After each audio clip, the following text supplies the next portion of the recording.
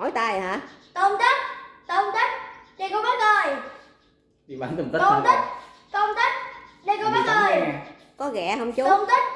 Tôm tích. Đây cô bác ơi. Có ghẹ không?